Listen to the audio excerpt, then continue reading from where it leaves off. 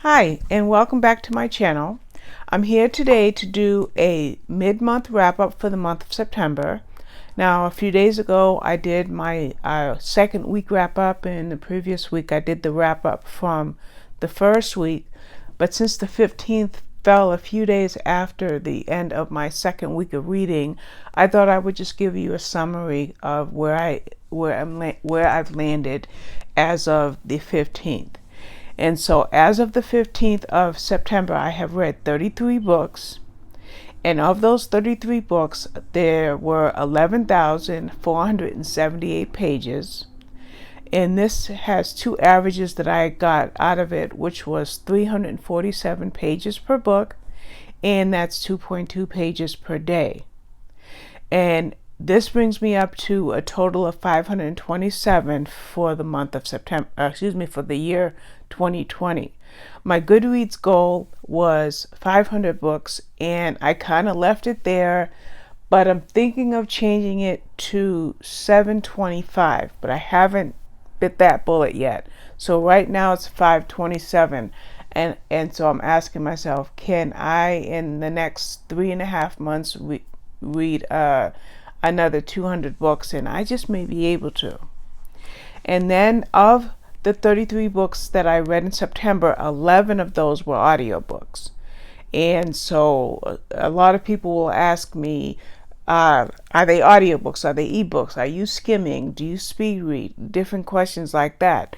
So I like to let you know what is an audiobook, what is a print book, and what is an ebook.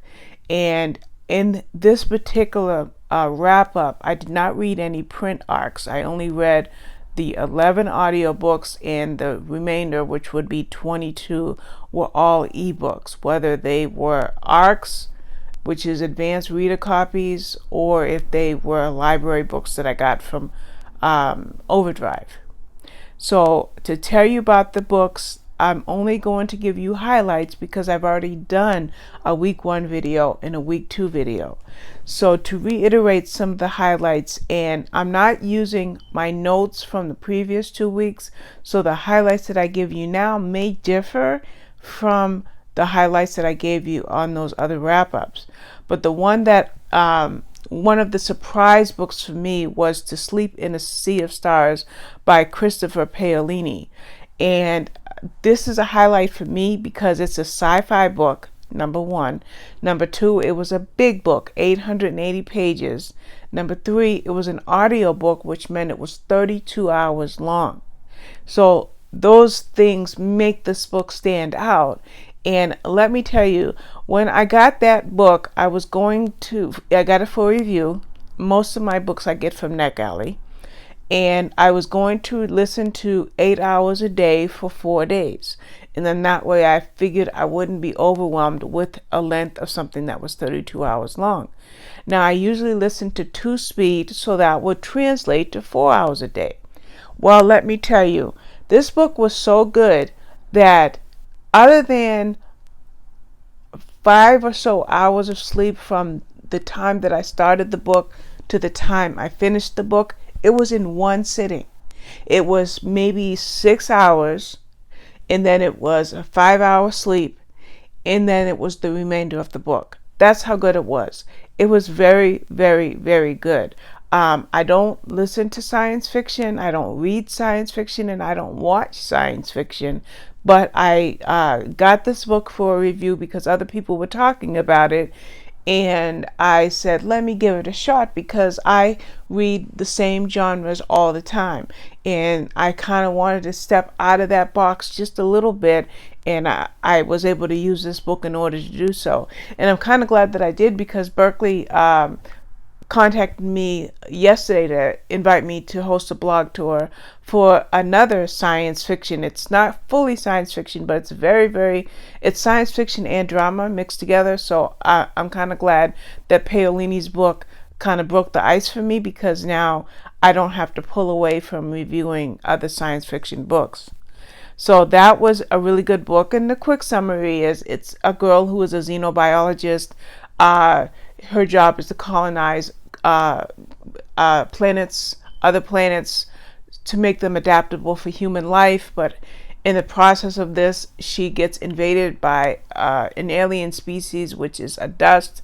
The dust becomes part of her and controls her. It changes her skin. It changes her appearance. It doesn't change her brain. So she's the whole time trying to get out of that being captured by that dust.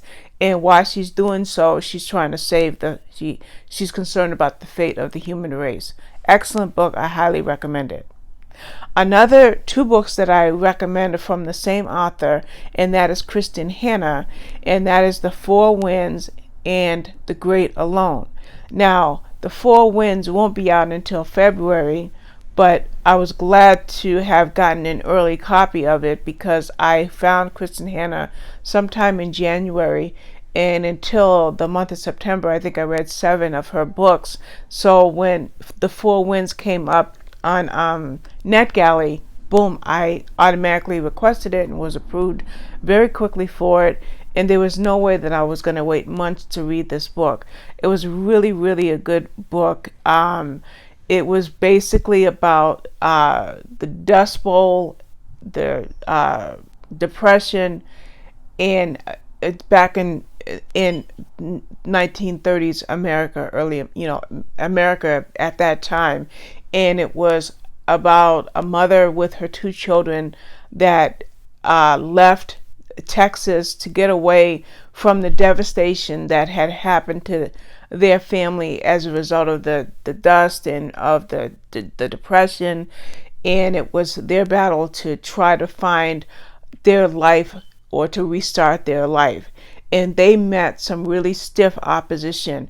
For one of the things they met was kind of let's see, I don't know the best word for it, but I'll say judgment / racism / I don't know the best term, but they were looked down on because they were immigrants, even though they were from this country. It was a very interesting sort of prejudice against people. And by the way, they went to California. It was a very stiff opinion against people who flooded into California to get away from some of the issues that were facing them in middle America. So that was one aspect of the book that I liked, is learning about that. One of the odd things that they did to show their hatred, residents of California in the town that they went to, is they were forced to use store credit to buy basic necessities. So in other words, she got a little job. Her and her children, not a little job, because they were picking on a plantation, so it wasn't a little job. But they had a job, so they had money to buy necessities, but they weren't allowed to spend their money. The store owner forced them to use credit, and so if something cost $9, he would charge them, well, $9 was a lot in those days, but we'll just say $9. He would charge them $10 or $10.50, so they would lose money on every purchase. So that was a very weird type of inflation that these people had to deal with. So it was an excellent, excellent book by Kristin Hanna. Another good book that I read by Kristin Hanna was The Great Alone, and it was about a husband and a wife and a daughter. Now, the husband and wife fell in love when they were younger, and they had an idyllic marriage. But then he went off to war. And when he got back from war, before he came home from war, he was a POW. And so we're talking about the Vietnam War. And he came back different. And what we know now is PTSD. And it really wasn't diagnosed back then. So he started to change, and it affected his marriage, and it affected his whole entire family. Well, he decides, I don't know how he figured this out, but that Alaska was the best place to be. So they picked up stakes and they moved to Alaska, and they were going to start a new life. And of course, the wife was dedicated to her husband. As a matter of fact, early in the book, she told her daughter, look, if somebody had a sore back, you still love them because it's just an injury. What happened to your father is an injury in his head, so how can I not love him? So she loved her husband, and she did not want to give up on him. So she went lock, stock, and barrel. They all went to Alaska, the 3 of them. And so we see the trials that they went through, and we also see the point of view from the teenager and how she was affected by it. And then there was some really interesting twists in there, some very, very, very deep family drama, but a little bit of, no, I wouldn't say a little bit, a lot of community there in Alaska that really helped the family and certain members of the family. So that was another excellent book by Kristin Hanna. And then I'm getting closer to finishing the In-Depth series by J.D. Robb. So I read 3 books during the first half of the month, and that was Secret in Death, Dark in Death, and Leverage in Death. And I can tell you right now that when I get to book number, I believe 51 or 52, which is Faithless in Death, and that comes out in February, but I already have it, I'm probably going back to the first book, which is Glory in Death. I'm going to just book from 52 back to number 1 and just start all over again. That's how good the series is. Then I read an excellent debut, which was Ties That Tether, and no, I did not write her name down, but I believe it's Jane Igaro, which is Igharo, so I guess I remember her name. And this was about a Nigerian woman whose mother insisted that she marry a Nigerian man. They emigrated to America, I believe, when the woman was when she was 13 years old, and now she's an adult and she's living her life. She's in a marketing type of a business. She's very successful, but she's not ready to get married, and if she does get married, she doesn't want the man that her mother is trying to choose for her. So along the way she meets a man, I believe he was Mexican and Spanish at least. I'm sorry for not remembering what his actual nationality is. And they have a one-night stand, and this one-night stand has long-reaching effects. And because of this, it really affects the relationship that she had with her mother. And it was rich on Nigerian culture on the end of her mother.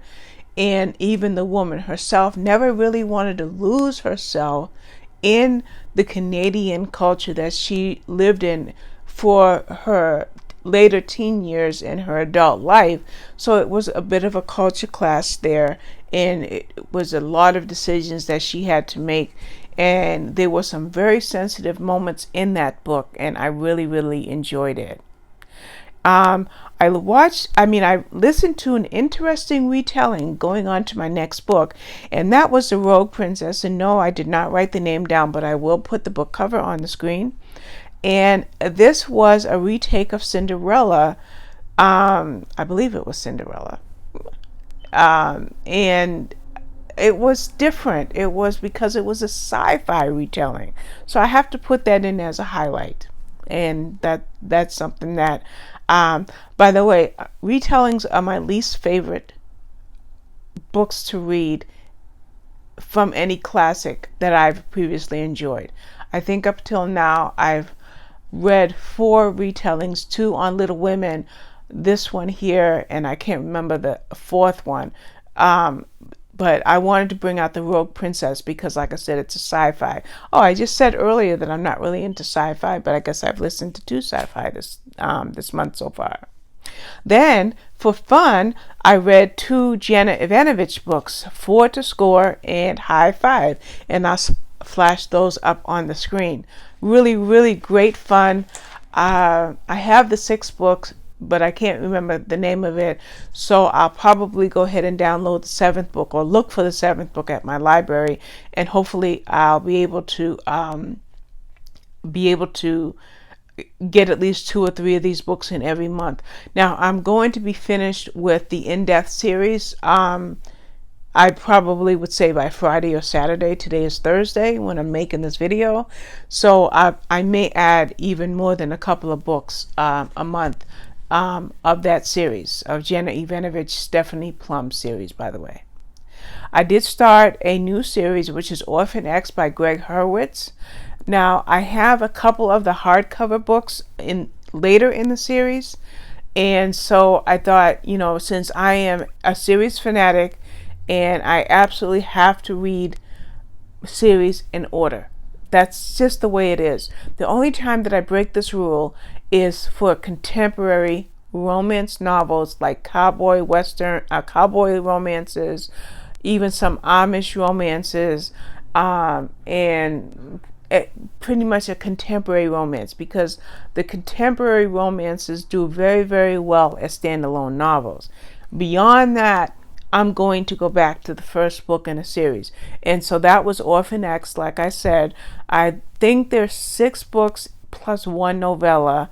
And I checked my library and I can get all of them by audio, other than the 2 that I have as hardback. And then the last book the last highlight I'll mention is Little Bones by, I should have wrote the last name in my notes, in my phone's over on my desk. I want to mention this because this was creepy and mysterious all in the same time, and it's actually not even being released until October 31st. And because of the timeliness of that, I thought I would mention that in this review. My least favorite books were A Spy in the Struggle by Aya de Leon. And again, the name's not written down, but I'm pretty sure that's what it is. I could only give that book 2 or 3 stars. I'm wavering between that. It was basically about a woman who blew the whistle at work, and she pretty much lost her job. She was just starting off as a lawyer, and so the FBI swooped her up, and she got a handler, and she got assigned a job, and it was working kind of in not a shelter, but a place where teens would gather for education, or homeless teens would have to sleep at night. And there was a suspected espionage going on out of that location. So she gets thrust in there to try to find out who's responsible for this. I didn't like the book. I didn't like the teenagers. I didn't like the sex scenes in the book, were so out of place to me. And there were a couple other things I did not like about that book. And then the last book that was my least favorite was A Love Scam by Mary Janice Davidson. It was cute. It was cute, and it was funny. It just wasn't a 4 or 5 star book. So there's nothing really bad I could say about it. But if I've talked about my highlights, I guess I need to talk about my lowlights. So that's it. That's my wrap up. I'm going to say goodbye and put this, edit this video so I can include the book covers. And I'll put this video up later today. So thank you so much. And I will be back on probably Sunday or Monday with my wrap up for the 3rd week of September. All right. Bye-bye.